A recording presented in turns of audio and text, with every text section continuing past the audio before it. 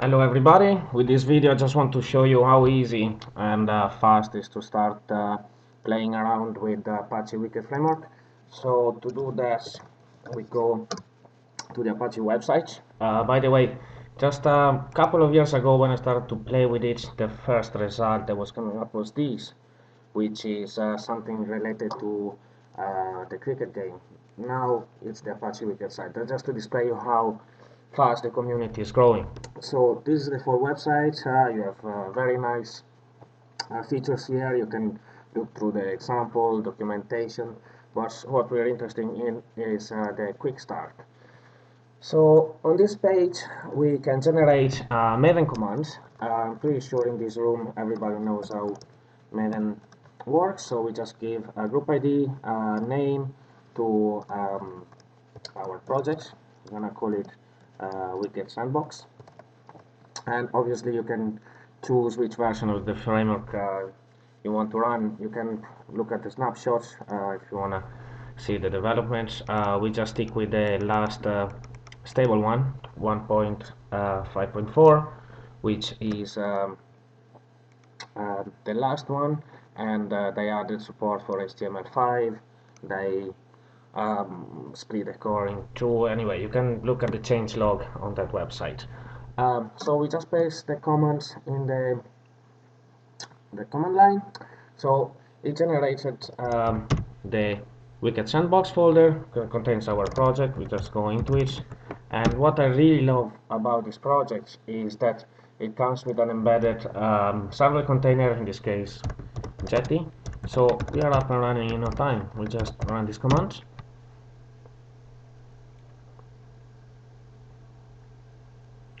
and there we go. We get a warning that the Wicket is running in development mode. That's the default option, and we'll talk about it later, but just it, it's okay. So if it's true, we just go to localhost and give it a go, and yeah, it's running, and that's it. So we're not really interested into this web page. Obviously it points again to some examples, and you can look at nice things there. But what we're really interested in doing now is to actually import this project in our favorite IDE and start hacking around with it. So what we do, if you're using NetBeans, you don't need to do anything. You just select the POM file, and that's it. Because we want to do this in Eclipse, we just run this command before. That basically creates the Eclipse setting and it builds the path. So that's none. So we just import as an existing Maven project. There we go, and finish. We just browse to the root of our folder, of our project, sorry. Okay, and finish. So Eclipse has finished to import the project. Great. So let's just see what's inside it. In this package we see Wicket application class, and this just defines what is our home page. In this case we just have only one page, so by default it will display this page. We have an HTML file, so just some markup, very simple, very readable, nothing special about it, except one thing that maybe we're not used to. It's these elements, which is a wicket identifier. It's inside basically a label. So in the same page we have another class which has the same name of the HTML, so on page, because we can use naming convention over XML. And what we see in this class is there's actually a component, a label, that maps to the wicket identifier version that we just saw in the markup, and it just basically dynamically push the version of the framework that we're using. So if we run this, and from actually yeah, let's change this to something that we want. Let's change it to whatever, whatever. Okay, and take this and let's run it. Now I have Tomcat server that will do it, and there we go. So that was all the HTML, and we see that it's actually printed out whatever as we say to do it, right? So let's see something interesting. What is about that message that that wicket is running in development mode? There's another bit which is essential to have a wicket application running, and is the only XML necessary to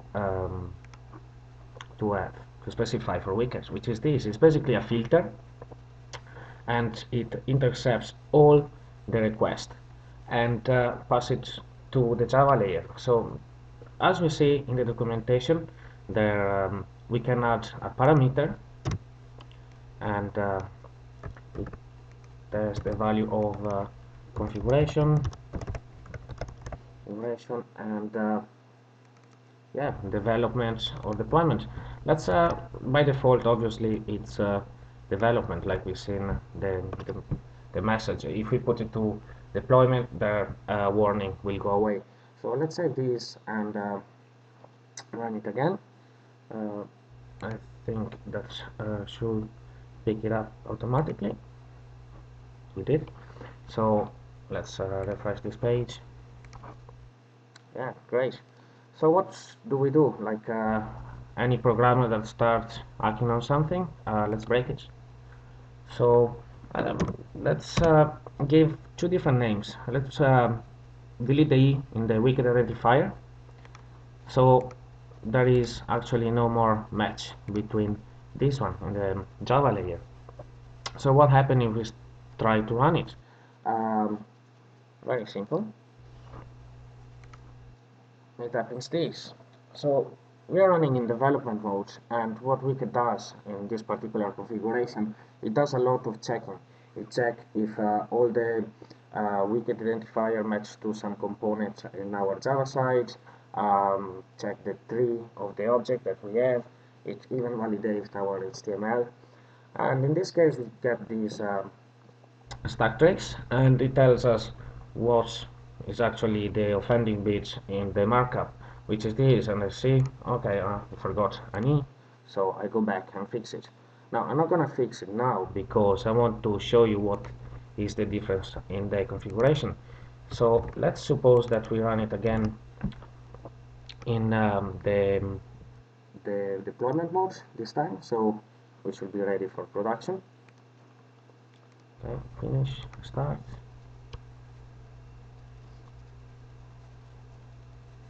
Okay, what happened now? Basically, it happened that it didn't run all these checks. It just found an error. It cannot resolve that wicket identifier, and so it shows just this page. That's a simple error page. You can obviously extend it, rewrite it, do whatever you want, which is just a link that brings us back to the home page. Now, because it's in exactly the home page where we have the error, this link is actually useless to us, but we know that because we did this error on purpose. So we go back here and let's actually fix it. So let's give back version, save this, and let's see what happened. Now it will pick it up. There we go, and we're back to normal. So we have our own application running. In the next part of this video, this tutorial, I'm going to show you how actually start to use wicket in a smart way and what are the main features of it. So if you enjoyed this video, please watch the part 2.